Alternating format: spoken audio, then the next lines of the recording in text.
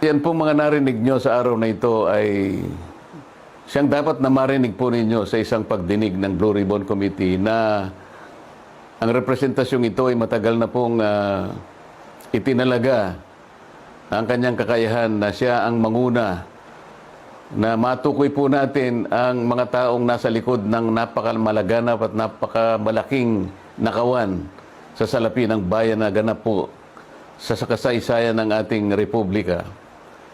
Nang dahil po dyan ay marami po ang nagkaroon ng galit sa inyong lingkod at ako po ay kinasuhan nga ng kahit mga imbentong mga kaso. At maaari pong isang araw, hindi po natin alam kung ngayon o bukas, sa makalawa, ay iahain po sa akin ang warrant of arrest upang ako po ay arestuhin, upang hindi ko na maipagpatuloy ang aking gustong mangyari na matukoy po natin ang mga may kagagawan ng lahat ng ito at mapanagot natin sila. Bigyan ko na kayo ng pagkakataon para magbilin po, mag-iwan ng mensahe sa ating mga taga-subaybay, mga supporters nyo po at siyempre mga naniniwala sa inyo, Sen. Salamat pong lahat sa inyong mga nakikinig sa araw na ito. Pasensya na po kayo kung naging maramdamin po ang mga huling pahayag ni Jen Sabarjaga. Opo. Pero totoo po lahat na maaari pong ako'y arestuhin sa araw na ito o kung hindi man ngayon sa mga susunod na araw sa kadahilanan po na kailangan po nila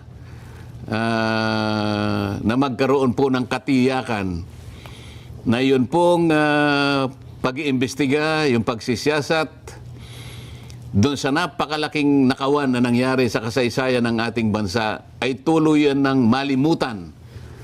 Ito lamang ang paraan nila para wala na pong magtatangka na masugid na gagawa ng kanyang tungkulin na tukuyin saan man tayo makarating.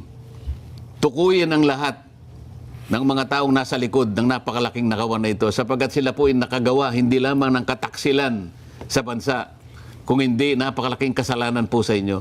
Lahat po ng mga taong binoto ninyo na nasa likod po ng pagnanakaw na ito, sila po'y pinagtiwalaan ninyo.